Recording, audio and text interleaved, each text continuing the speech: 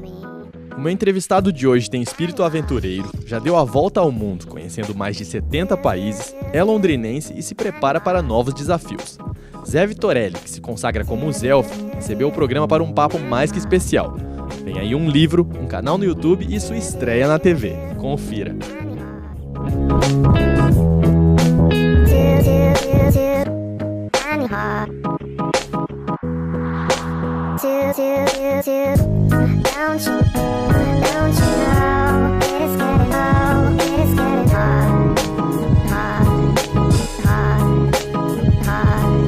Zelf, o universo das viagens, uma paixão que vem desde quando? Tiagão, eu acho que veio desde a minha primeira viagem internacional, que eu devia ter mais ou menos uns 10 anos de idade. Minha mãe ela fez faculdade nos anos 70 em Sorbonne, em Paris. E a família, a família do meu pai inteira é italiana. Então, acho que desde os meus 10 anos de idade, quando nós fizemos a primeira viagem Eurotrip, né, com a família toda, então acho que desde lá que veio essa minha paixão por viagem. E desde lá, então, que eu nunca parei de viajar. Pelo menos 1 ou 2 vezes por ano. Desde 1900 e bolinha, eu tenho rodado por esse mundão. Mas sempre naquele roteiro tradicional, depois que eu mudei. Mas isso eu falo daqui a pouco. Bacana. E aí nós estamos falando agora aqui todo mundo em Londres conhece como Zé Vitorelli, mas você já é consagrado como Zelf, Exato, né? Exatamente. Eu já conheço a história, mas eu queria que você explicasse para as pessoas o Zelf, por que do nome, como surgiu, explica pra gente.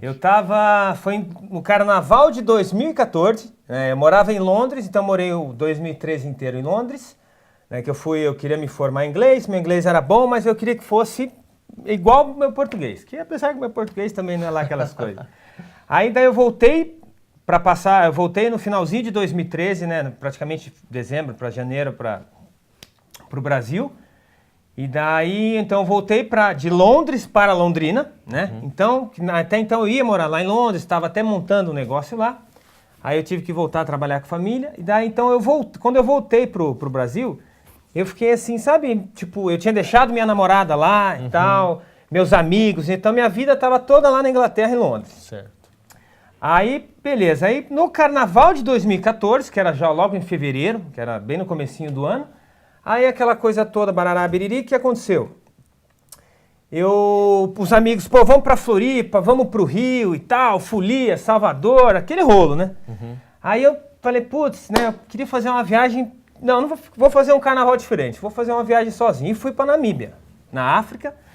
Aí, né, eu tava lá com o meu poçante branco, rodei 3.000 quilômetros, e na época, né, em 2014, então era só no mapa mesmo, né? Então era no mapão, no meio do deserto. Então lá eu fiz balonismo, pescaria de tubarão, paraquedismo, expedição de quadriciclo no deserto. Eu fiz, várias coisas, tudo em uma semana.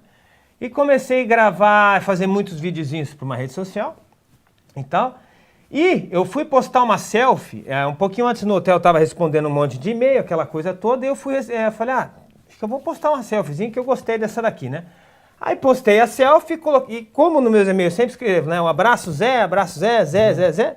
Aí eu coloquei hashtag selfie, mas por erro de digitação eu escrevi selfie com Z, acostumado a escrever meu nome, então saiu um Zelf. Aí eu coloquei, ainda minha mãe mandou um WhatsApp na época, ele me corrigiu, corrige lá que você escreveu errado, né? Nossa, tô distraído aqui, escrevi mesmo. Aí eu olhei, pensei, olha, Zé com selfie com Zelf, né? Até que eu gostei, aí ficou, entendeu? Aí eu comecei a manter nessa própria viagem, falei, quer saber de uma coisa? Vou trocar meu nome aqui, não é mais Zé Vitorelli, vou colocar Zelf. E assim ficou, já 3 anos e os quebrados. Zelf, dentre tantos países, em quantos precisamente você esteve? 73 países, né? Não foram 73 viagens, que vários desses países nesses 3 anos e meio, eu já voltei mais de uma vez. Por exemplo, na Ucrânia, na Mongólia, Inglaterra, França, Estados Unidos. Então isso não conta. O que conta é uma vez só, uma carimbada no passaporte, que é isso que vale. Zelf, suas viagens são sempre marcadas por esse seu espírito aventureiro, certo? Certo. Dentre tantas viagens e países que você esteve, quais foram os mais marcantes? O mais marcante... Tiveram alguns.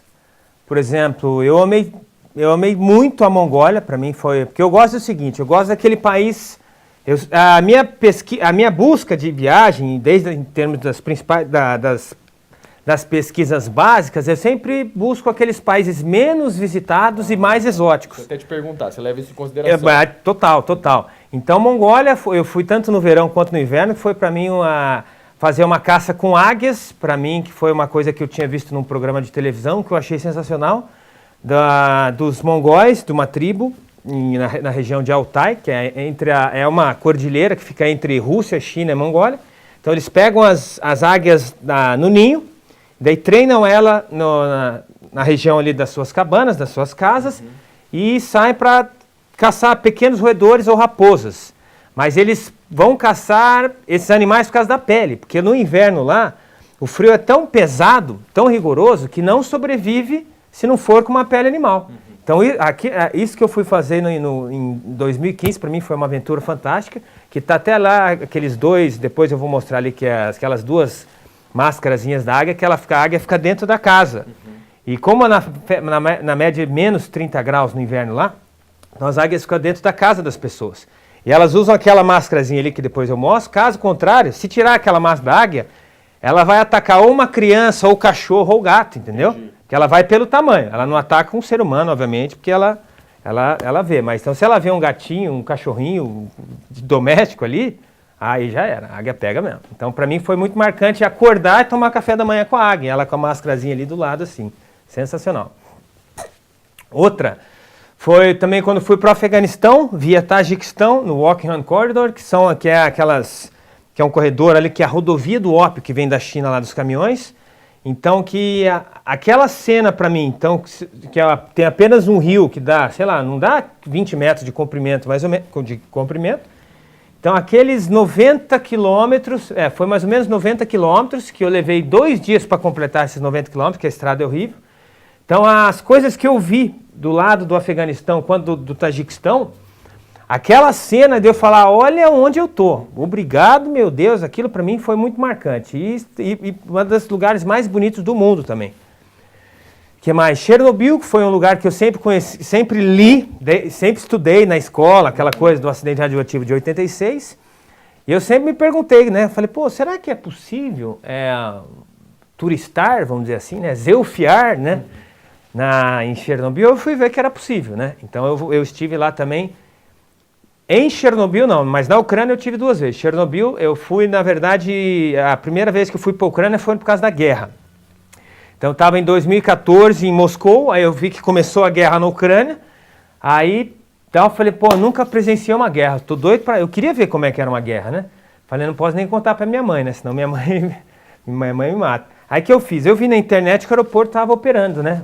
O aeroporto de Kiev. Aí tal, vi ali o preço das passagens, liguei para minha agente de viagem, né? Falei, Sandrinha, preciso ir para Kiev. Ela, você tá louco, tá tendo guerra lá, não sei se você tá sabendo. Eu falei, lógico que eu tô sabendo, por isso que eu quero falar, não, tua mãe me mata. Falei, você não pode comprar passagem para mim? Ela falou, não, tua mãe me mata, então beleza, sem problema, eu compro aqui pela internet. Ela, pelo amor de Deus, você tá fazendo comigo? Aí fui para a Ucrânia. Então era em Donetsk, aqueles 700 quilômetros de Kiev que estava tendo a guerra, eu tentei chegar até o mais próximo possível, onde os militares me deixaram chegar. A partir daí, com certeza eu ia voltar sem vida. Eles falaram, não vai, então fica até por aqui. Mas enfim. Então, marcante mesmo para mim foi Chernobyl, Mongólia. E qual outro que eu falei? Do Afeganistão. O Afeganistão, o temido Afeganistão, que com certeza é um dos países mais bonitos do mundo. Foram os que ficam na memória. Exatamente. Tem vários, na verdade. Se for contar aqui desse número mais de 70 países que eu tive, então cada país tem. Inclusive que vai sair um livro em breve.